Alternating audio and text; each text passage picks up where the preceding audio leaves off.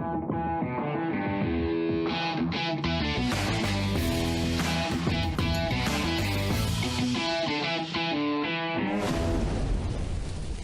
everybody, my name's Gary and welcome to the Run to Hills podcast. We've got a bonus show for you this week. I had a chat with the guys over at NVii Sports about their shoe range. It's maybe best viewed over on YouTube because it is quite a visual show. Also, full transparency, NVii have not paid us. This is not a sponsored show. I just thought it'd be great to share with you the NVii Sports 2021 shoe range. I'd like to welcome Mary and Nathan from NVii to the show. NVii are a Finnish brand that might be new to a lot of you. I noticed them maybe about 6 months ago, and I'm now seeing quite a few of my friends out on the trails using them. So I thought it'd be great to invite NVii on the show so they could share a bit more info regarding their trail shoe range. Hi, Mary. Hi, Nathan. Thanks for coming on the show today. I suppose first things first, could you give a brief introduction to the brand, a bit of history on NVii? Yeah, no problem. Thanks for having us on as well. So yeah, like you say, NVii are a Finnish brand. They were sort of designed and developed by, pioneered by two orienteers actually, a Finnish orienteer and an Australian orienteer. And these guys came together and came up with the idea of NVii primarily for the Australian guy, Warren. His son was competing in the Australian national orienteering team, as was his wife, actually. Very nice mother-son duo. And they just wanted to develop the best kind of racing shoes they could for them to race in at the World Championships. So that's kind of where the idea was born. And, you know, from that has evolved quite a broad race range that we now do at NVii. And they've been really, really successful in their first 2 years of development and of being on the market. Yeah, so primarily what we do at the moment is really for orienteering and fell running, and a little bit of trail racing, trail running. We're kind of still a race brand as such, but yeah. And so, yeah, they were kind of developed in conjunction with a lot of international orienteers from all over the world as well. So like we've touched on the Finnish and the Australian guy who were kind of came up with the brand, but they also used a guy called Terra TT, who's French orienteer and arguably he's the most successful male orienteer in history in terms of world championship medals. Well, yeah, I saw on the website someone had 14 world championships. Is that the same guy? Yeah. He's generally referred to as at least the king of the middle, if not king of the forest. So that's it's quite high praise from orienteers, really. So yeah, he was quite involved in obviously racing at that level. He knows what he needs to be racing at that level. And he was happy to be involved and help Warren out with developing the shoes. So yeah, there's definitely a bit of a lag time with the few of the Scandinavian brands coming across, because I know because we race quite a bit in Scandinavia when we can. You see the odd bit of kit there and you think, oh bloody hell, that'll be really good for X, Y, Z, and then suddenly 6 months later it's in your local running shop or at the races. So it's good to get that little it was very exciting when we first saw VJ come to the UK, I think, and well, they did kind of. Is it? I think Kim Collison set a few KTs in the VJ shoes, so that was quite interesting. Yeah, we may as well kind of head over to the range. Probably the best way we can talk to you about them is in the different ranges that we do them in. So yes, great. Okay. You've just hit the nail on the head. We've got the Forest range, the Crazy Lite range, and the Terra range at the moment. And the Forest one is a great one to start with because they are sort of like the go-to, trail orienteering, fell running, racing shoe, really durable, which is kind of their selling point. And then when you move into the other ranges, they're just slight variations on the Forest. So that's why it's quite a good one to start with. So. Okay, great. Yeah. So you've mentioned the Forest one. So here it is. When we're looking at weights, the Forest one, we kind of base all our weights off of a UK size 8. And the Forest one comes in at 259 grams. Okay. In a UK size 8. And is that unisex, or would be? Do you have so all of our ranges are unisex. So we just run straight through from size 4 up to 12 in the UK, and we don't have like a men's and a women's range. It is just the one range for the shoes. they're designed to be unisex colors. They're designed to be bright out there. You can see them on your feet out on the trail. And that is whether you're a male or a female, which is something, you know, at the moment it's very topical, I think, about gender equality in sports, and especially in trail and fell running. So, you know, I don't necessarily think that was what we had in mind when the shoes were designed, but I think it's quite a cool little thing that, you know, it doesn't, you know, it's not that binary pink is for girl, blue is for boy kind of thing. It's like, you know, get in your bright trail shoes, be seen. Don't get muddy. Exactly. It'll get muddy pretty quick. Exactly. Exactly. So if we go into the forest one, this is kind of our pioneer orienteering shoe. So reason being is because it's got the tungsten dobs on the bottom, so you can see there you've got the little metal spikes in the sole. So that's really, I mean, they're really were primarily designed for orienteering, but we're seeing more and more often each season that people are doing winter FKTs in spike shoes, and so that's what we're looking for. So that's what you've got, that extra grip on that one. I mean, to be honest with you, even if you don't do orienteering, they're just fantastic for ice running in the winter. We find quite often we're out in the trails around the Peak District or up from our house in Sheffield in these, just because you're not going to slip over anywhere near the rate in a spike shoe when it's all icy. So well, we did have even in the UK, and I live pretty much at sea level, we had 3 weeks of what I'd say was a proper winter this year. And I could have done with some of them. I spent at least a week, I think, running almost every run in the forest. And, definitely glad for it when it got a bit nice in there. Yeah, I think they're becoming, like, to me anyway, spike shoes is like, if you do orienteering, you know all about them and you love them, and it's like job done through winter. But I think in the fell running community, they're just starting to get found out about. So there should be some massive crossover between the two sports, though. They're pretty Oh, definitely. I mean, there's definitely orienteers that have ran, you know, really fast times in like horrible conditions on fell races because they're wearing like dob shoes, and it sounds like a really small thing, just having sort of, you know, like 15 spikes on the bottom of your feet, but it makes such a difference, especially on like icy rocks, or definitely. You know, if you're descending down a path and it's just sort of sheet ice, it just gives you that confidence to really go for it. And I think also not just sort of in terms of your grip, but biomechanically as well, you're using a lot less energy if you're not having to slide your foot every footstep, if that makes sense. I know on some long events I've done, and I've been slipping and sliding for what feels like hours and hours, and just that accumulation of fatigue of doing a movement that you didn't want to do. Exactly. It really takes its toll. So something like that could save you at the latter stages of a race. And that's even the same on, you know, if it's really muddy and really sloppy, then it's just something just to bite in when it is in them tougher conditions. Just like you say, it just saves you that little bit of energy for a sprint finish, maybe. I don't know. I certainly need that extra energy on the sprint finish, I think.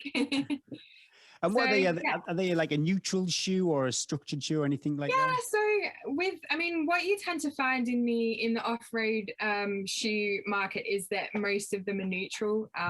There's only a handful of brands that do, you know, what is actually technically a support shoe for overpronation in the off-road market, and certainly not in race shoes. You tend to find there in the more cushion ones that are for people who are maybe a bit heavier on their feet on the trails, or really suffering with a heavy overpronation. So all of our range is neutral, but the nice difference that we've put into the shoe is this thing called a protector that you can see on the instep here. Okay, a bit of support on the instep.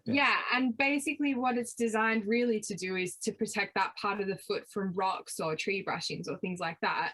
But equally, if you're tipping your foot inwards, that extra bit of plastic material there is going to just create that little bit of resistance. Just a little bit, It's not going to tip a neutral runner, but it's just going to hold that foot a little bit more if you do have a tiny bit of pronation that you know wants a little bit of support in there. But I think most overpronating trail runners will know that that their trail shoes generally tend to be neutral. So you never hit the ground, you know, we're not running a tarmac, so it's kind of tricky to have a structured shoe that would force your foot to do something when the ground isn't even flat in the first place. So it's quite tricky. Exactly. Certainly. And I think also, you know, if you can imagine like you're landing on a tree brushing or a rock or something, and your shoe already wants to tip you outwards, it's just a recipe for a rolled ankle. So so that's generally, you know, what you find with, particularly with race shoes as well. But I think that's quite a nice feature that NVii that we've got in there that you won't necessarily see in other brands, and it does offer that kind of peace of mind for people who do need that little bit extra support, if that makes sense. And what would a shoe like that retail for UK? Yeah, so the first one retails at £144.99 in the UK. Okay. Yeah. Cool. So everything that we've got with Metal Dobs is kind of the upper end of our price range. But yeah, certainly they are, you know, they're one of the more expensive brands, but we also make them with premium materials. They're all premium quality. You should find that the durability of these shoes is really, really ace. You shouldn't be changing over your shoes too frequently. And that's something that we really, you know, it's something that we have at the core of our design, and that we're really trying to promote. It's definitely something that Warren, when he was designing the shoes, really conscious of, you know, like the amount of I spent some time living with him out in Australia, and the amount of prototypes that, you know, just had little tweaks every time because he just wasn't quite happy with it. And it was really like, because I've been running them since then really, and it gives me a lot of confidence knowing that they're made by someone that is laboured for countless hours just finding every single perfect thing he can, and it's definitely coming through in the shoes. They're lasting a hell of a long time for road trail shoes. For a race shoe, and the other thing, it's a slightly subtle difference on the durability, is that often, you know, like a shoe will almost like consistently break down, and it will become, you know, worse by X amount each run. So you know, after halfway through its life, it's sort of half as good. Whereas I've found certainly with the pairs I've had, they've stayed consistently at that really high level until something breaks a long time down the road, rather than sort of breaking down gradually. If that makes sense. So I mean, that's quite a nice segue actually into the materials. So our upper on the forest one is made with a fabric called super fabric, which is from the US. And I've not seen it in any other shoes in the UK, but I'm sure it has been used in other brands. But yeah, so it's a really durable material. So that's kind of, you know, the big thing we're trying to minimize is those holes you get around the toe box. Yeah, definitely. You know, in a lot of other brands is something that you shouldn't really see in a super fabric shoe at all. Getting your hands on it, it's pretty robust and a stiff material, which is what you'd kind of expect for a good, robust off-road trail shoe.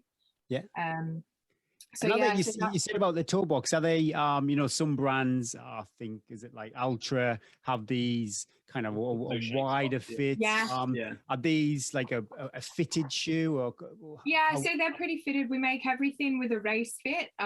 So the Forest range and the Crazy Lite range are made with a race fit to really hug the foot, so that you're not slipping and sliding when you are racing. That's quite an important thing.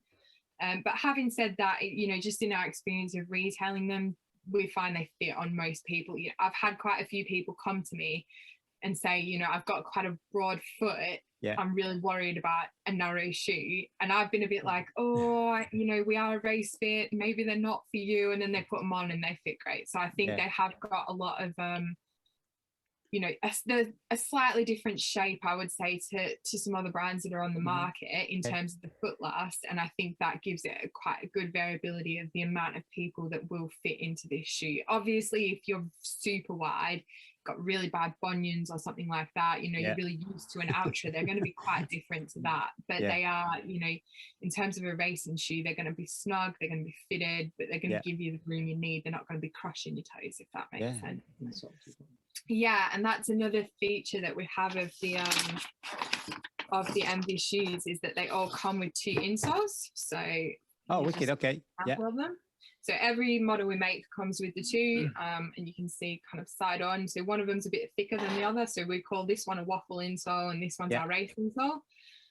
So that's a really nice feature as well about NVii shoes, because it means you can play around with the fit of them a little bit.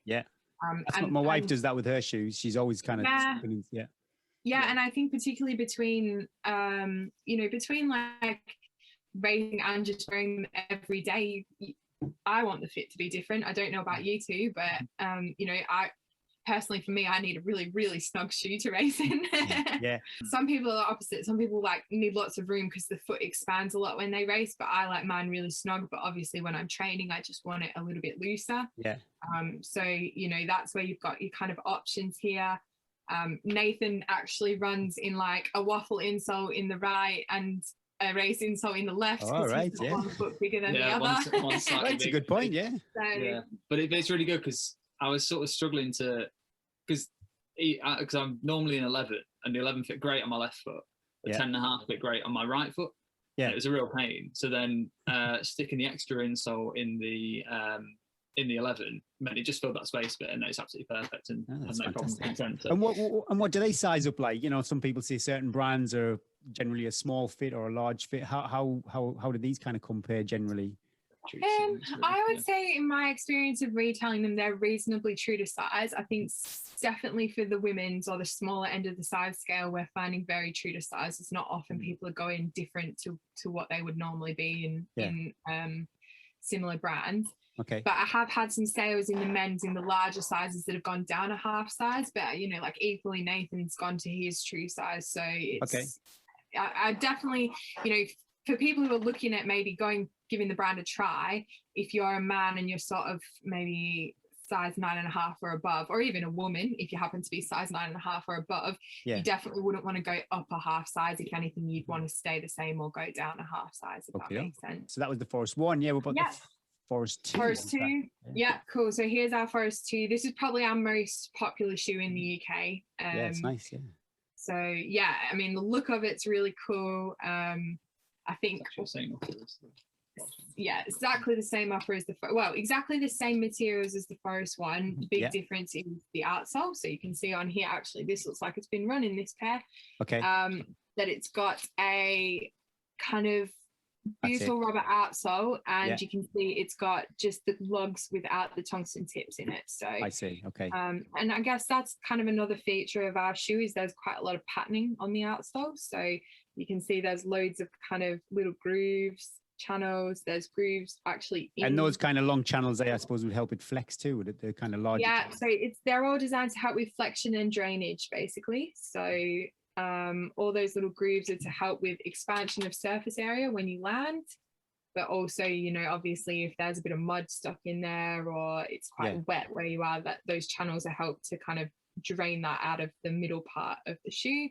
And then you've also got the downward arrows through the kind of mid step and the heel, and they're designed to help you grip. Like say you stand on a rock, they should jab into the rock and give you some more stability through there. So quite a lot of attention has been put into the actual design of the outsole as well. It's not just like a whole bunch of lugs have been slapped on the bottom of the shoe, if that makes sense. And the rubber as well, the butyl rubber, it's got some kind of special sticky qualities, hasn't it? Yeah, so it's similar to what you'll find in BJ shoes. Well, I say similar, they use butyl rubber as well, and it's got extra sticky properties. So it's, you know, it's a rubber that should give you really good traction on rocks. And very durable. So that's kind of the main features of butyl rubber. There were some ideas in the sort of more initial stages of maybe having like colourful rubber on the bottom and things like that, give it a little bit more pop. But basically, as they tested it, they worked out that essentially a black rubber soled shoe lasts a lot longer and is a lot grippier. So that's why the soles in the shoes are black, is mainly for the performance, really. But it just adds another quality to the shoe in terms of durability as well. So. And so the Forest 2, would you say that's a long day out on the trails or fells kind of shoe, or? Certainly could be, but we'd probably kind of direct you into the Terra TT if that's what you were great. That's what you were up for. So I can move on to the Terra TT then. But the Forest 2, apart from the weight and everything, that is pretty similar. No, it's pretty much the same up. So the Forest 2 weight per shoe is going to be 219 grams. So it's, you know, you're shaving off 40 grams there for those dobs, basically, is the difference. So the retail price of these ones is $134.99. So so a little bit less, come in £10 cheaper than the Forest 1. And you're also going to find, so on the Forest 2, you'll have a drop of 4mm and the lugs are 6.5 to 7.5mm. Oh, that's pretty grippy. That's quite a good lug on it, Yeah, certainly. Yeah. And so your Forest 2 is the same 4mm drop. And then the pattern of the outsole is still going to be 6.5 to 7.5mm, but obviously with the tungsten tip as well. So it's a little bit more grippy.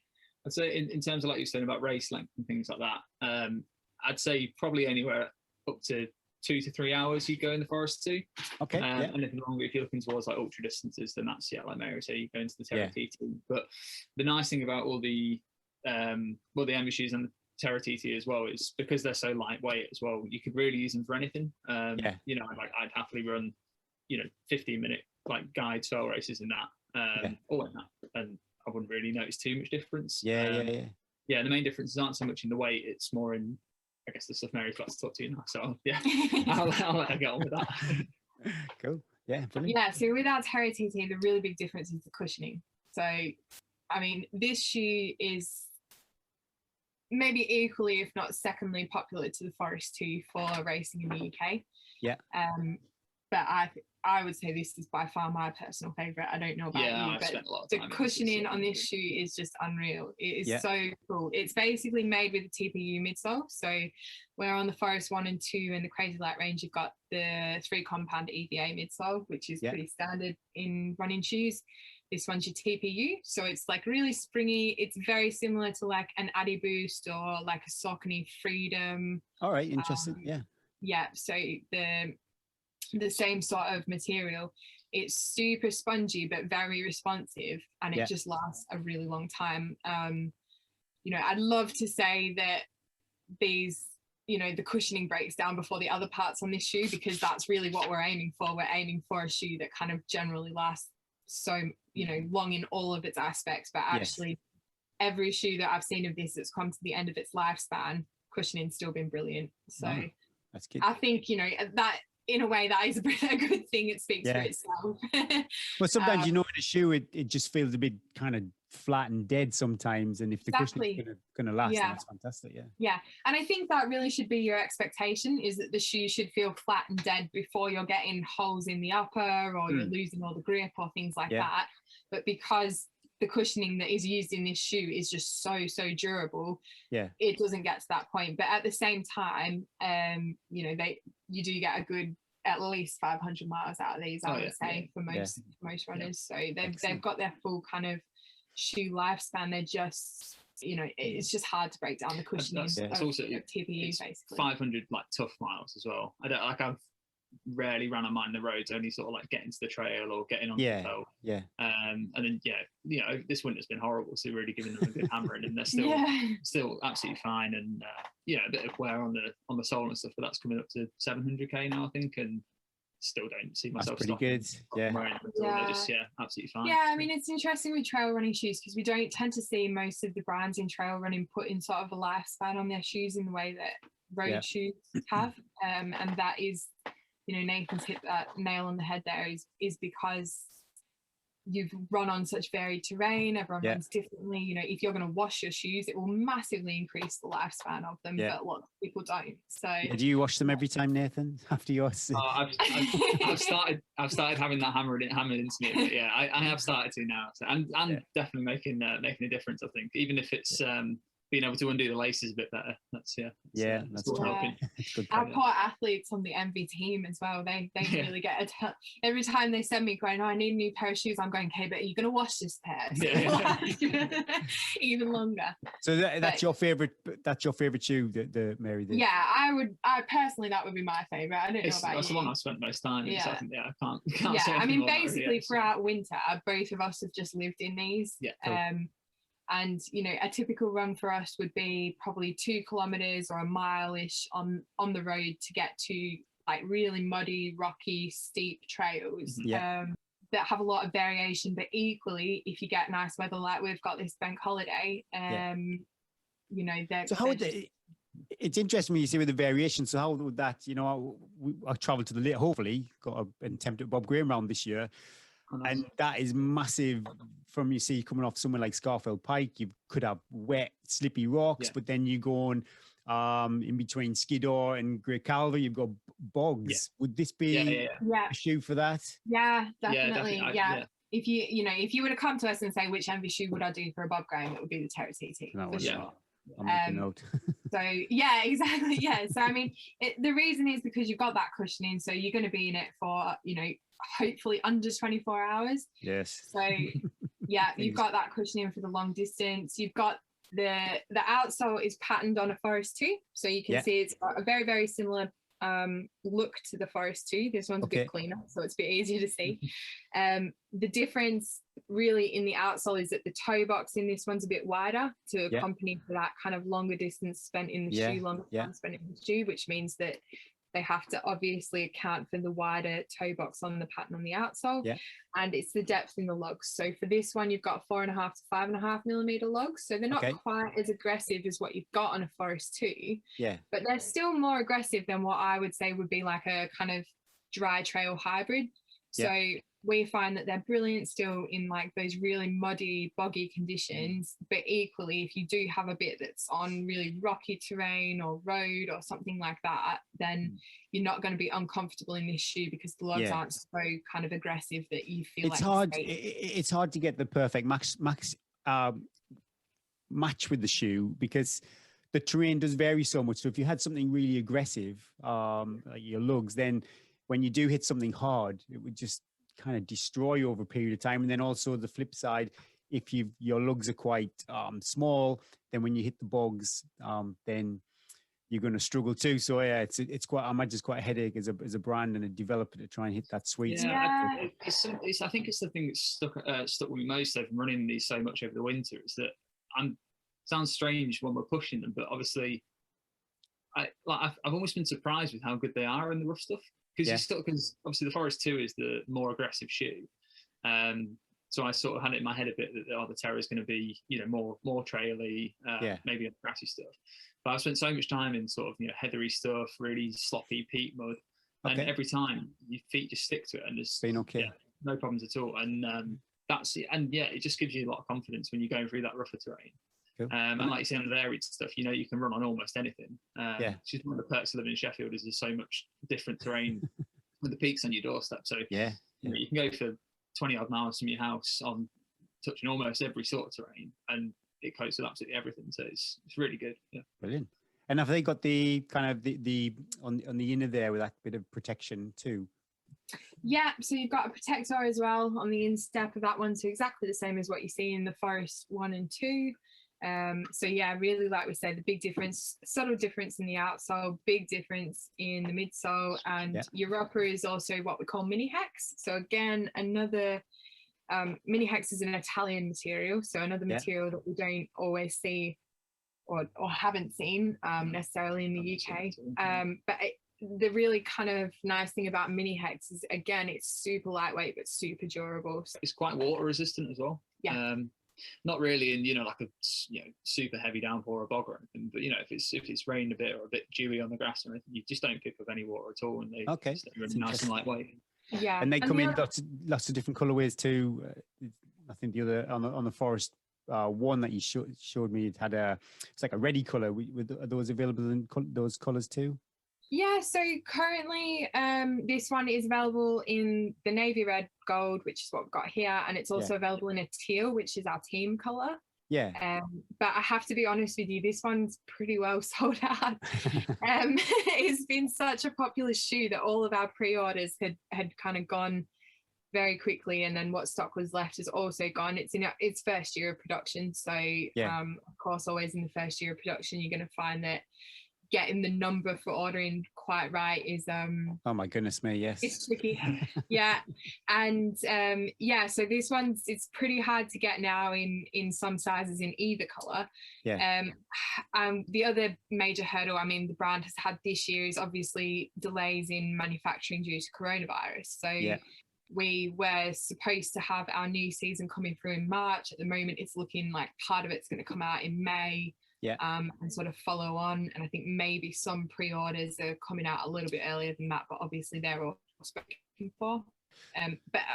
When this comes out in May, I believe it's coming out in the same colorways, but it is having an update to the upper material. It's going to Kevlar, and again, Kevlar, super lightweight, super durable. It's going to be more durable. There's the only reason we would update it from mini hex to Kevlar would be because it's a better material, it's more durable. So that'll be the kind of change that's coming in May, but not much else is changing. Don't really want to tamper too much with something that's already brilliant. I'm sorry, I can't remember if I asked you what the weight was for those. Did we? Yeah, so the weight on the Terra TT is... So the weight is 229 grams. Yeah. The drop is 6 mil on those ones. So you've got ever so slightly more forgiving drop, but also not going kind of above that 8 mil where you start to feel a bit too stacked on the trail. Yeah. And I think equally, like, they're brilliant for kind of your ultras and your longer distance FKTs, events, racing, whatever it is.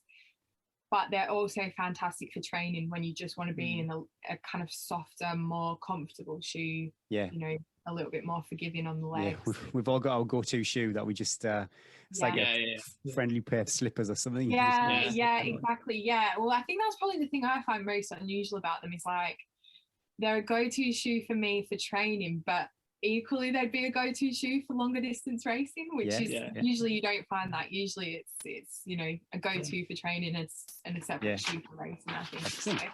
So yeah, what's next? We might start with the Crazy Lite F1. So this is again its own range, but this is kind of your brother shoe to a forest one.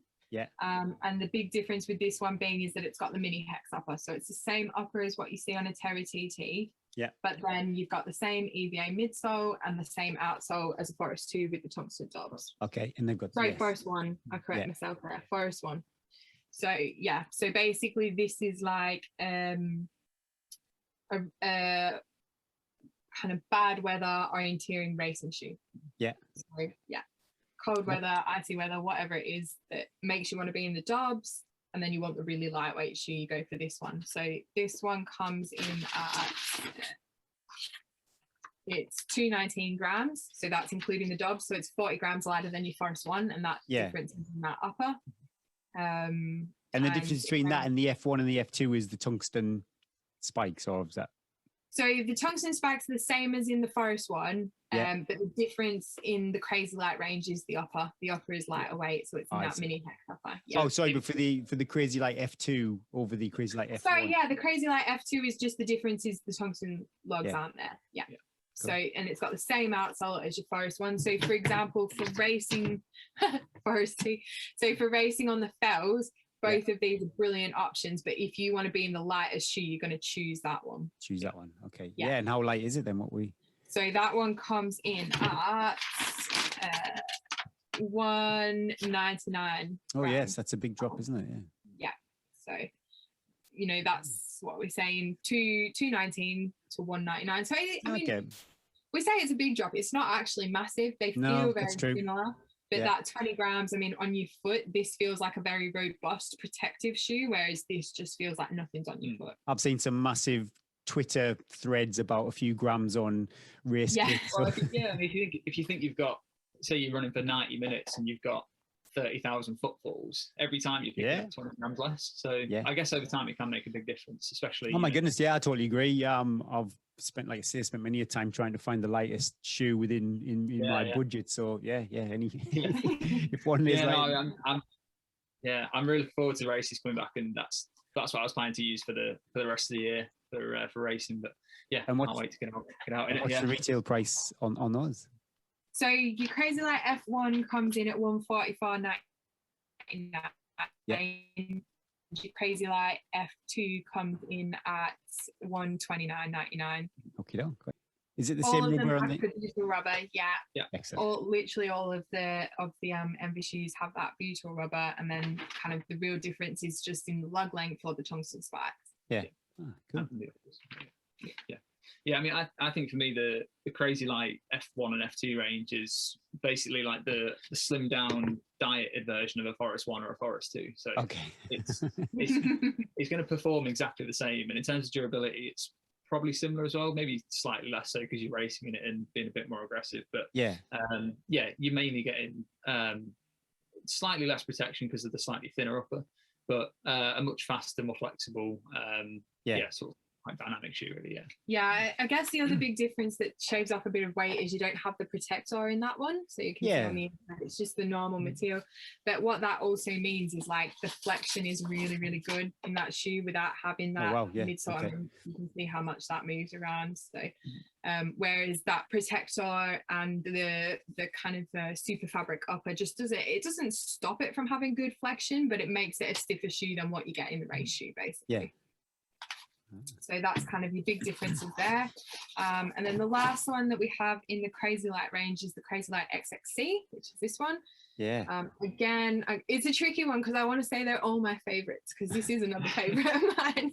That's a really nice looking shoe. My goodness me. It is, yeah. This is awesome, and it comes in that teal team color as well, and looks equally as nice in the teal team color. The big difference with this one is it's got much smaller lugs, so you can see a lot more patterned on the bottom, and the actual depth of them is a lot smaller as well when you're having a look or comparing them. So people can get you a kind of a clear vision of the difference. So that's the XXC. Fantastic. So this one is kind of, well, its pioneer design was for sprint orienteering. So for those who don't know very much about sprint orienteering, it's usually in an urban environment, but quite often it can go into like a little patch of forest or really grassy area, parkland. So you're finding that you need a shoe that's great on pavement, but also has a little bit of grip when you get onto something that's slightly off-road, a little bit wetter. Particularly if it's like a bad weather race. But the second thing that's really important with sprint orienteering is cornering. So you're quite often going through narrow alleyways and cornering around buildings and things like that, change of direction quite quickly. And when you've got that little bit more grip on the tarmac, that really helps keep stable while cornering. But obviously it's a very, very lightweight shoe again. So this one comes in at 169 grams. So the lightest one we do. But what has been really, really interesting to see with this shoe as well is that it's become super popular for us in sky running. We've had a lot of like the NVii Sports team runners using it in like continental sky races where it's a little bit drier and it's not as wet. We did have a runner for us. He's actually just been picked up by Scott, but he was on the NVii team last year. Frederick Tranchard, and he ran Sierra Zanal in these. I think he was 30 seconds off Killian's time or something in time trial. That's not bad. And then he went on to run the Golden Trail series in these. So, you know, taking that cross between those two lighter weight shoes, but going for a bit more grip when the weather was a bit wetter and what have you. So, it's really interesting to see a shoe that's gone from a very kind of niche purpose to actually being used for a lot of other international mountain running. So and even, you know, like you kind of drier or maybe mixed trail races that are a bit shorter, that'll be absolutely perfect. Well, I just thought, like sometimes you do get some nice buffed out trails. They're not all gnarly rocks or bogs. Sometimes definitely certainly suits summer as well. Even if it was a bit rockier, as long as it's sort of dry, then because you've got the sticky rubber on there still, that you're still flying over any different sort of terrain. It's really as long as it's dry or decent conditions underfoot on the trails, you'd be well away in them. And what would I'm not too sure. So that gives you a bit of an overview of the range. What was the price of those again? And the price of the XXC is also $129.99. Cool, excellent. Oh, that's really interesting. Thanks very much. So is there anything in the pipeline, any new products or anything that's potentially coming out in the future? So we have got a little sneak peek for you of an exclusive. What a coincidence. Race range. This is a very exclusive sneak peek because these have not been shown anywhere in the UK yet. So you're getting first eyes on them. So this is going to be the race range. This is what we're bringing out this year. And without kind of going into too much detail about them, but I can probably give you a bit of an idea. Is there a middleman between these two? So, and that is the Forest 2 and your Crazy Lite F2, but equally in your Forest 1 range 2, because we bring them out in a dobbed version and a non-dobbed version. So the reason they're a bit of a middleman, it's going to be the same butyl rubber outsole as what you've got on these, same EVA midsole. The big difference is it's that Kevlar upper material. So the weight sits between these two, but the durability is probably more up the end of the super fabric, basically. So yeah, it's kind of a very small modification on what we already have. But I think, you know, given that we're a kind of born as a racing specific brand, you know, that will always be at the core of what NVii do, is trying to find the best products or the best materials for racing in, and I think that's what we've decided with the Kevlar there. So yeah, that will come out in the Forest 1, the Forest 2 race range, and then you'll also have a Terra TT in the Kevlar, and you'll have a Terra Dob in the Kevlar, so we'll be bringing out a dobbed version of the Terra TT as well. Excellent. So that's in the pipeline for this year. Should be dropping this year in the next couple of months, we do hope. If coronavirus doesn't delay us anymore. Oh, who knows, Fingers crossed. I think we're, hopefully, it seems like we as a country seem to be going in the kind of right direction, at least. Hopefully it carries on. Yeah. And then I think, you know, certainly it's within our minds for the coming years to look at broadening more on that Terra TT range, so the more cushioned, more comfortable, more forgiving trail racing shoe for the everyday runner, or for the longer distances. Thanks, that's great. Thanks, Mary. Thanks, Nathan, for coming on. I'm pretty sure that is some great information for our listeners. And where can they, you know, if they want to kind of check you out? I know NVii have a website, but is there a kind of retail or an online presence that people can check out your products? Yeah, certainly. So our us as distributors, we're working just through mail order at the moment. But if you want to check us out online, the best place you can go in the UK is to formline.uk/NVii. So it's Formline, as you can see on our t-shirts, .uk/NVii. And you can check out the whole range on their website. They're kind of our primary UK retailer, so they have a lot of contacts with us. They're very much in date about what's available and what's not. Okay. We'll put the links in the show notes. Bringing out a UK website in the pipeline. That's also coming as well. Excellent. Yeah, so, and if you want to contact us directly, our email address is NVii, so NViistr8.uksales@gmail.com. Cool. I found it really interesting, and I did say I'd make a note of what that shoe was for the, what was it, the Forest 2 or the Forest 1? I'm going to... go to both. That one, was it? Yeah, well, Bob Graham round, a long day on the... the Terra TT. Terra TT, Terra TT, noted. Well, fantastic. Well, thanks so much. Thanks very much, guys. Hopefully speak to you soon. Cheers.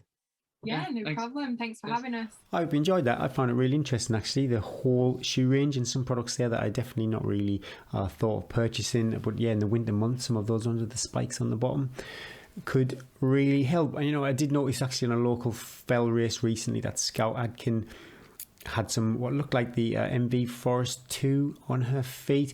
You know, anyone who knows, Scout is actually crushing it at the moment in the local or the Lake District fell running scene. So if athletes like that have this product or NVii products on their feet, then yeah, that would give me quite a bit of confidence to invest in them too. Let me know, or let us know what you think about these bonus shows. Would you like the kit chats to be just part of our regular shows, or keep them separate? Or you know what, maybe you don't want to hear about kits, you just want our normal weekly podcast.